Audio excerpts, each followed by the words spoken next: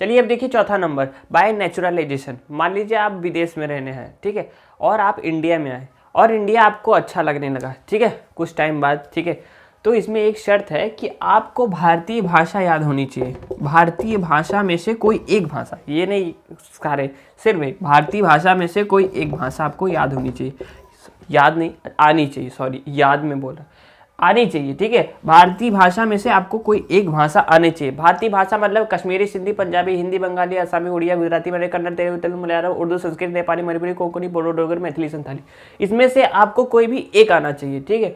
इतने सारे 22 भाषा हैं, तो 32 लैंग्वेज में से कोई भी एक लैंग्वेज आपको अगर आ रहा है और आप मिनिमम 10 साल यहाँ पे होने चाहिए, आपका यहाँ पे लाइव मतलब 10 साल यहाँ पे आप गुजारो, एक भाषा आपको आनी चाहिए, 10 साल यहाँ पे गुजारो, साथ में आपको किसी विशेष किसी विशेष तरह की कला में, जैसे कि फॉर एग्जांपल आप किसी साइंटिस्ट होने चाहिए, विज्ञान में, विज्ञान के क्षेत्र में नॉलेज होना चाहिए, ठीक है, और किस फील्ड में होना चाहिए। मान लीजिए आप कोई आर्टिस्ट हैं तो आपको गाना आना चाहिए, गाना, ठीक है, गाना, या एक्टर होना चाहिए, ठीक है। तो विज्ञान या गाना या अन्य किसी क्षेत्र में, एक्टर वगैरह में, इन सब में आपको विशेष कला होनी चाहिए, आपके अंदर स्किल होनी चाहिए, साथ में आप भारतीय भाषा में से 22 भाषा में से एक भाषा बोलनी चाहिए और आपका एक्सपीरियंस 10 साल का होना चाहिए। तो आप बाय नेचुरलाइजेशन के तहत मतलब कि इससे आप नागरिकता मिल जाएगी, ठीक है।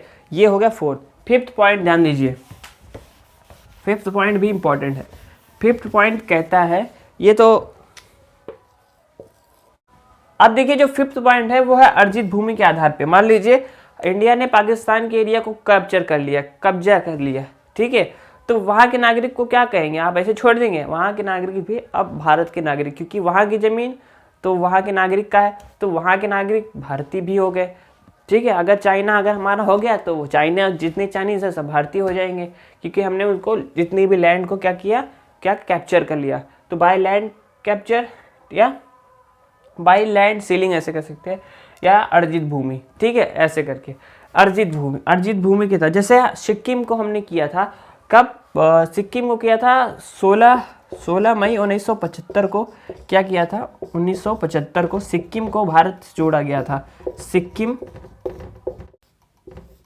ठीक है, सिक्किम को 16 मई 1975 को भारत से जोड़ा गया था, इसलिए वहाँ के नागरिक भी अब इंडियन सिटीजनशिप है, ठीक है, नेशनलिटी उनकी इंडियन है, ठीक है।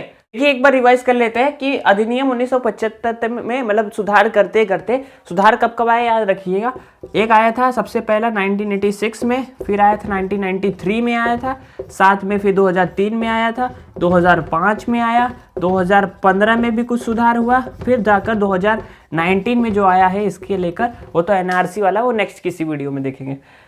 तो जो 2000 मतलब 1975 अधिनियम एक्ट ये कहता है कि मतलब है कि नागरिकता किसी व्यक्ति को बाय बर्थ के दिया जाएगा, बाय डिसेंट यानी कि वंश के आधार पे, बाय रजिस्ट्रेशन पंजीकरण के आधार पे, बाय नेचुरलाइजेशन, ठीक है, नेचुरलाइजेशन से, और बाय लैंड यानी अर्जित भूमि के आधार पे, ठीक है। अगर भूमि को कैप्चर कर लिया या अर्जित भूमि कर लिया तो वहाँ का जो नागरिक होगा वो भी भारतीय नागरिक कहलाएगा। समझ आया? उम्मीद है आपको इस वीडियो से सिटीजनशिप के बारे में अच्छे से नॉलेज मिला होगा। आर्टिकल जो 5, 6, 7, 8 है ज़्यादा इंपॉर्टेंट नहीं, 9, 10, 11 ज़्यादा इंपॉर्टेंट है। अगर आपको अच्छा लगा वीडियो का नॉलेज तो वीडियो को लाइक कीजिएगा, चैनल पर नया तो प्लीज़ सब्सक्राइब कर लीजिए। आप देखते रहिए यूनिक विद्यार्थी। जय हिंद।